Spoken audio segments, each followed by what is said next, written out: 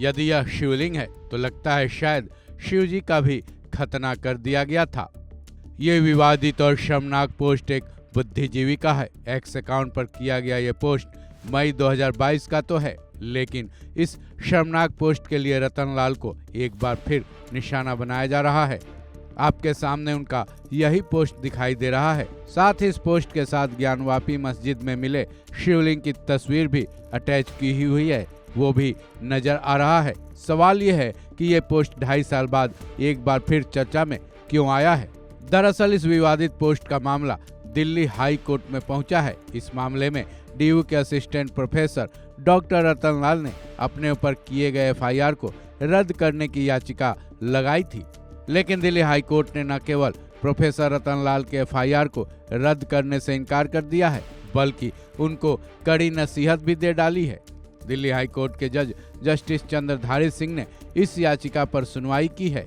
Justice Chandradhari Singh ने इस मामले में कड़ी टिप्पणी की है कि डीयू के असिस्टेंट प्रोफेसर की टिप्पणी प्रथम दृष्टया धार्मिक भावनाओं को ठेस पहुंचाने वाली और सार्वजनिक शांति को भंग करने की मंशा को झलकाती है। जस्टिस सिंह ने आगे कहा कि कोर्ट का मानना है कि पहली नज़र में तो यही दिख रहा है कि याचिकाकर्ता ने समाज के सौहार्द में अशांति पैदा की है। साथ ही कोर्ट ने यह भी पाया है कि ये ट्वीट समाज के एक बड़े हिस्से की भावनाओं को ठेस पहुंचाने के इरादे से किया गया था।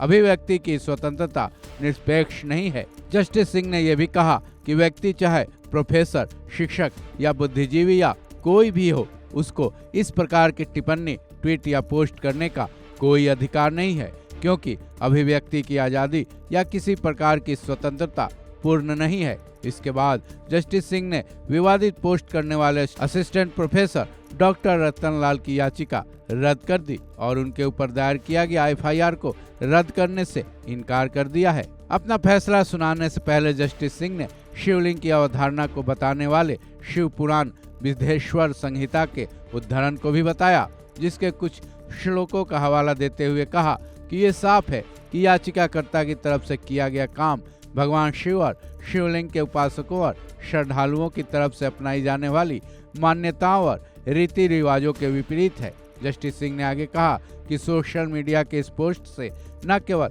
शिकायतकर्ता और लोगों की धार्मिक भावनाएं आहत हुई हैं, बल्कि दो समुदायों के बीच नफरत, दुश्मनी और सांप्रदायिक तनाव को बढ़ावा भी मिला है। जस्टिस सिंह एक्स पर शिवलिंग की तस्वीरों के बारे में भी अपनी टिप्पणी दी। जस्टिस सिंह ने कहा कि शिवलिंग की तस्वीर के साथ ऐसी अपमानजनक पोस्ट करना याचिकाकर्ता की जानबूझकर और दुर्भावनापूर्ण इरादे को भी दर्शाती नजर आ रही है। इस खबर में बस इतना ही। बाकी अपडेट्स के लिए जुड़े रहे वन इंडिया हिंदी के साथ।